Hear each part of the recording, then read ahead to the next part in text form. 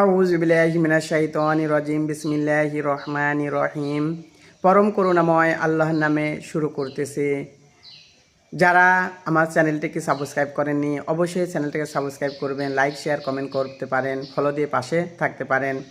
এখন যে বিষয়টা কথা বলবো, আলোচনা করব, তা হচ্ছে যে রাস্তা থেকে কোনো কষ্টদায়ক দ্রব্য সরিয়ে ফেললে আল্লাহ কী পরিমাণ সওয়াব দান করতে পারেন, কী পরিমাণ প্রতিদান আল্লাহ আমাদেরকে দিবেন। আমরা জানি না, অনেক সময় রাস্তায় কষ্টদায়ক দ্রব্য আমরা দিই, মানুষের কষ্ট দিই, এটা আমাদের কঠিনতম গুনাহার কাজ হয়।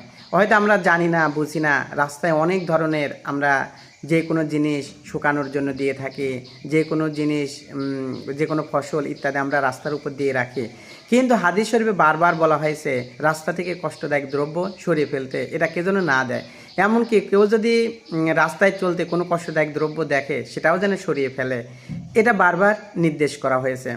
আল্লাহ রসুল সাল্লাল্লাহু আলাইহি সাল্লাম বলেন, বাইনাহুমা রাজুলুন ইয়ামশি বিত-তরিকি ওয়াজাদা গুসনা শাওকি বিত-তরিকি আলাত তরিকি ফাকরাহু ফাশাকারাল্লাহু লাহু ফাগফারা লাহু। রাসূলুল্লাহ সাল্লাল্লাহু আলাইহি সাল্লাম বলেন, একজন ব্যক্তি রাস্তায় চলতে চলতে একটা কাঁটাওয়ালা ঢাল দেখতে পেল।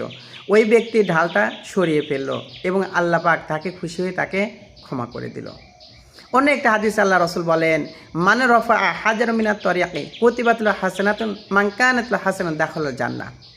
যদি কোনো ব্যক্তি রাস্তা থেকে কোনো কষ্টদায়ক কোনো দ্রব্য সরিয়ে ফেলে, তার আমল নামায় একটি আমল, একটা নেকি জমা হবে। আর কারোর যদি একটা আমল আল্লাহ কবুল করেন, আল্লাহ পাক তাকে জান্নাত দান করবেন। এই জন্য রাস্তা থেকে কোনো কষ্টদায়ক দ্রব্য যেন আমরা দেখলে, ইট পাটকেল কাঁটালা ঢাল যে কোনো ধরনের দ্রব্য দেখলে পরে সরিয়ে ফেলা উচিত এবং অনেক সওয়াবের কাজ। আল্লাহ যেন আমাদের এই কাজগুলো করার মতো তৌফিক দান করুক, আমিন।